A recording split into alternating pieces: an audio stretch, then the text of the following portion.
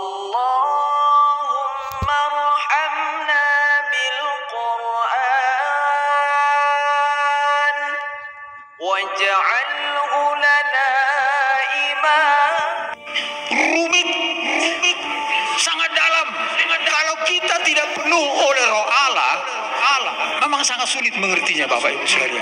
Jadi itulah saran saya, bukti daripada kebenaran Alkitab tidak hanya tertulis, tapi nyata di dalam kehidupan umat Kristen. Umat Kristen sekarang ini walaupun masih banyak yang tercemar, saya harus katakan, tapi banyak yang masih baik, benar di hadapan Tuhan. Oleh karena mereka benar dan taat sesuai dengan kehendak kitab suci Tuhan, taat sehingga mereka memperoleh karunia banyak pada orang-orang yang Kristen yang taat. Bahkan jawatan itu ada di orang Kristen sekarang ini menurut penelitian. Ada nabi, ada rasul, ada di Alkitab, dan Alkitab memang mengatakan harus ada itu. Itulah artinya Tuhan kita masih hidup, Roh Kudus masih ada. Jadi kalau misalnya Al-Quran tidak mengatakan tidak ada dalam nabi, ya coba review lagi. Saya harus katakan review lagi. Karena apa? Karena Tuhan itu adalah roh. Dia berfirman melalui nabi dan rasulnya. Apakah Tuhan kita mati tidak berfirman lagi sekarang? Ini pertanyaan saya kepada saudara-saudara. Saya ini orang bernubuat, mendapat rahasia Tuhan melalui mimpi, penglihatan, firman rema, mujizat. Ini yang saya tuliskan ini. Rahasia gempa banjir itu di sini, Pak. Itu menyaksikan Yesus yang datang sebagai hakim raja. Ini kenyataan, ada di Alkitab, bahkan katanya tadi di Al-Quran ada, belum saya baca memang. Ya puji Tuhan ada titik temunya. Nah, jadi di sini kita mari pencerahan.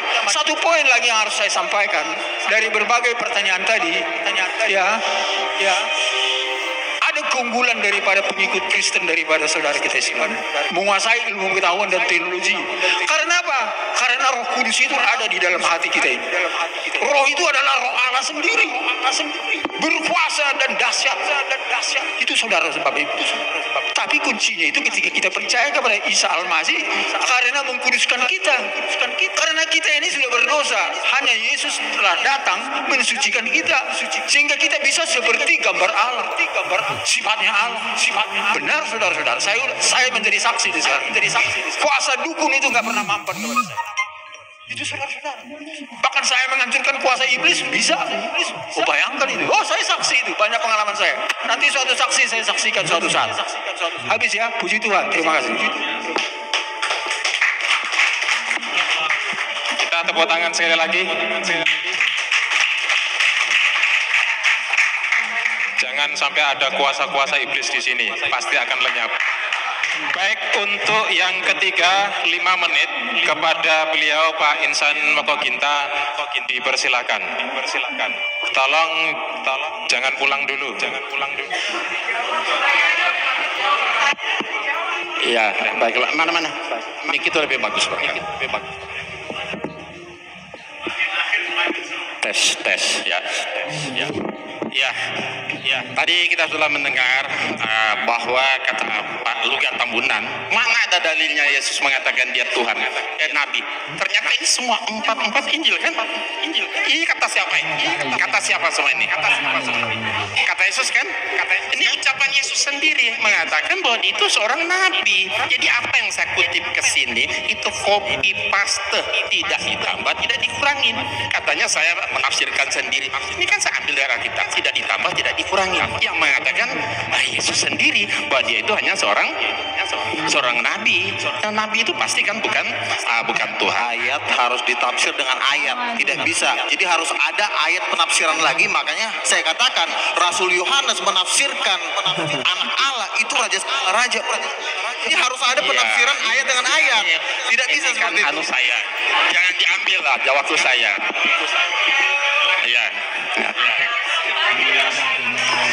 Jadi Yesus itu manusia dia nabi bukan Tuhan. Bahkan ada di sini ia bukan manusia, sebab aku ini Allah dan bukan manusia. Jadi Yesus itu nggak mungkin Allah aja bukan nggak bisa jadi manusia, bukan manusia apalagi Yesus. Nah, baik, saya akan melanjutkan ini komentar para tokoh Kristen dan Katolik tentang ketuhanan Yesus. Nah, saya punya buku Ini ditulis oleh seorang Kristen namanya Franz Donald. Dia Kristen tauhid namanya, tidak percaya Yesus Tuhan lagi. Ya, nah, dalam buku ini Sakuti. Ya, kita lihat komentar dan berani para tokoh Alkitab dalam seminar diskusi intelektual keilahian Yesus Kristus dari perspektif Alkitab. Nah, kita lihat pertanyaannya, mana yang benar, Yesus Kristus itu anak Allah atau Allah anak atau keduanya atau lainnya? Nah, pendeta Drini Brotosudarmo dia mengatakan Yesus adalah Yesus adalah anak Allah, bukan Allah anak. Nah, ini saya tegaskan, di dalam Yesus kita dapat mengenal Allah. Kemudian kita lihat Profesor Panawiratma. Saya tidak mengatakan Yesus itu Allah. Yesus itu anak Allah. Dan dogma Yesus sebagai Allah adalah hasil rumusan Konsili Nicea tahun 325 Masehi. Konsili Nicea inilah yang menjadikan Yesus sebagai anak Allah. Beliau menegaskan pula bahwa konsili itu tidak alkitabiah. Nah, kesalahannya katanya dogma teologi dianggap bisa memberikan kesimpulan tentang Trinitas yang terjangkau, padahal tidak. Saya tidak setuju dengan bahasa dogma. Saya lebih suka memilih yang sederhana, itu bahasa Alkitab. Yesus bukan Allah, tetapi Yesus jalan menuju Allah. Beliau menegaskan pula bahwa memang saat ini jemaat-jemaat sudah punya tradisi bahwa Yesus adalah Allah. Gereja sangat sulit mengubah teks liturgis yang bernada dogmatis. Ungkapnya, beliau mengungkapkan, andai kata gereja-gereja berani sepakat untuk merombak dogma liturgis, maksudnya tentang Trinitas, ya silakan. Nah, ya kan? Nah, kemudian ini Hortensius, dia sarjana sekolah tinggi filsafat. Dalam acara tersebut beliau katakan apa? Yesus itu tidak pernah memperkenalkan dirinya sebagai Allah, yang juga dikatakan Paulus tidak pernah menyebut Yesus Kristus sebagai Allah. Jadi beliau yang sangat paham bahasa Ibrani dan Yunani menegaskan pula harus ditegaskan bahwa dalam perjanjian baru tidak pernah ada rumusan Yesus adalah Allah. Nah, dengan sangat berani dan tajam beliau sampaikan pendapatnya yang sangat mengagetkan para hadirin yang mendengarnya. Kata beliau, saya keberatan dengan istilah Allah Bapa, Allah Anak dan Allah Roh Kudus. Selanjutnya beliau katakan, Yesus itu jalan menuju Allah. Rumusan 100% Allah 100% manusia itu hasil konsili Kalkedon, bukan kitab suci. Dalam Alkitab Yesus tidak pernah disebut sebagai Allah sejati. Menurut Romo Tom Yakob dari Katolik ya, kalimat Yohanes pasal 1 ayat 1 seperti yang dikutip Ibu tadi juga, firman itu adalah Allah. Beliau tegaskan, Yohanes justru menekankan bahwa firman tidak sama dengan Allah, tapi bersama-sama dengan Allah. Nah, satu lagi terakhir, yang paling menarik, salah satu pertanyaan jamaah kepada pastor. Bagaimana pengalaman Anda selama menjadi pengikut Yesus? Romo menjawab, itu adalah sebuah pertanyaan yang sangat bagus. Dulu sebelum tahun 1974, kehidupan saya tidaklah baik, dan saat itu sebelum tahun 74, saya yakin Yesus sungguh Allah dan sungguh manusia. Tetapi setelah tahun 74 sampai sekarang, saya tidak lagi berdoa kepada Yesus, tapi saya berdoa kepada Allahnya Yesus dengan dorongan Roh Kudus. Nah, saya lebih Kristiani sejak saya percaya Yesus bukan Allah daripada sebelumnya ketika saya percaya Yesus itu adalah Allah. Sedikit ya.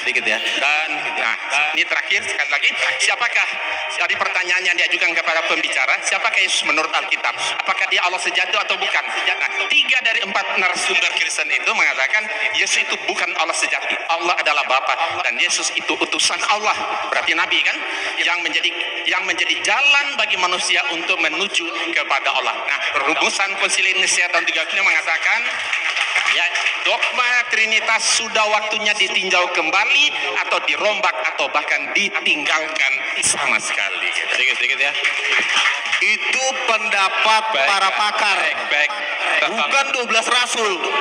Nah, Anda mau hidup menurut kata pakar atau 12 rasul?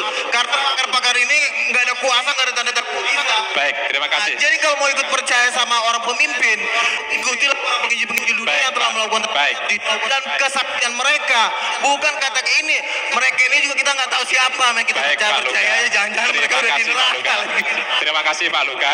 Nanti ada waktunya dalam debat yang ketiga, Pak. Silakan yang terakhir kepada Ustaz Samsul Arifin Nababan, waktu kita berikan 5 menit. Tolong diingat, bicara yang padat, rinci, dan jelas, singkat. Kepada beliau dipersilakan. Terima kasih. Bapak Ibu,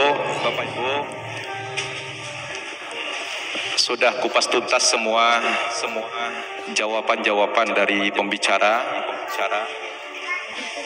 Saya hanya ingin tegaskan kembali bahwa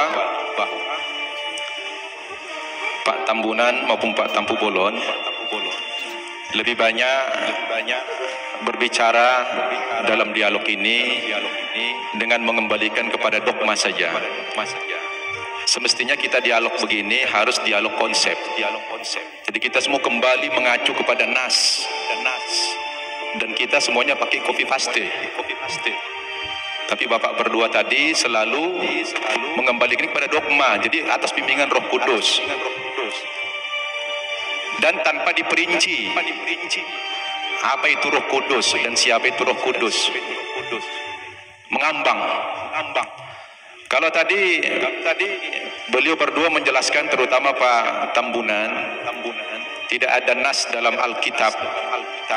Aku adalah nabi, tapi anak Allah. Itu bisa dibaca dalam Matius pasal 3 ayat 16 sampai 17. Sesudah dibaptis, Yesus segera keluar dari air, dan pada waktu itu juga langit terbuka, dan ia melihat Roh Allah seperti burung merpati turun ke atasnya. Lalu terdengarlah suara dari sorga yang mengatakan, inilah anakku yang kukasihi, kepadanya lah aku berkenan. 1. Kemudian dalam Injil Lukas pasal 4 ayat 41, dari banyak orang keluar juga setan-setan sambil berteriak, engkau adalah anak Allah. Lalu ia dengan keras melarang mereka dan tidak memperbolehkan mereka berbicara, karena mereka tahu bahwa ia adalah Mesias. Begini, kalau memang kata anak Allah itu indikatornya bahwa Yesus adalah Tuhan, mestinya orang Kristen harus konsisten. Ada terlalu banyak yang menjadi Tuhan di dunia ini. Kenapa? Karena ternyata yang dikatakan istilah anak Allah itu bukan cuma Yesus. Coba dibaca dalam kitab Matius pasal 5 ayat 9, Injil Matius pasal 5:9, dikatakan di sini, berbahagialah orang yang membawa damai, karena mereka akan disebut anak-anak Allah. Nah, berarti siapa yang membawa perdamaian di dunia ini semua anak Allah. Berarti anak Allah itu bukan cuma Yesus. Kalau begitu yang membawa damai Tuhan semua jadinya. Nah, jadi ini perlu dipahami. Maka dalam Islam kata anak Allah itu bukan Tuhan tapi hamba, abduhu wa rasuluh, hamba dan utusannya. Jadi malah membingungkan kalau dikatakan Yesus itu anak Allah lalu dipresentasikan sebagai Tuhan. Berarti bagaimana dengan dalil ini Injil Matius tadi? Semua orang yang mendamaikan di dunia ini akan dipanggil sebagai anak-anak Allah. Berarti Tuhan juga dong. Nah, ini secara logik dan berdasarkan nas. Nah, oleh karena itulah sebetulnya boleh dikomentari, silakan. Ini ayat ini sering banget saya dengar ya. Jadi begini, bedanya seperti ini. Lihat. Perhatikan. Jangan ketawa dulu. Anak-anak Allah, Yohanes 1:12, barang siapa percaya kepada dia akan diberi kuasa supaya sebagai menjadi anak-anak Allah. Beda dengan Mesias, anak Allah. Apa bedanya? Karena semua nabi-nabi itu dipenuhi Roh Kudus disebut juga anak-anak Allah. Tetapi bedanya apa? Mesias itu sudah dijanjikan dari zaman dulu. Nabi-nabi menjanjikan Mesias. Akan datang Mesias. Nabi satu ngomong nanti akan datang Mesias. Nabi satu ngomong sampai Nabi Yesaya, sampai Nabi terakhir. Kira-kira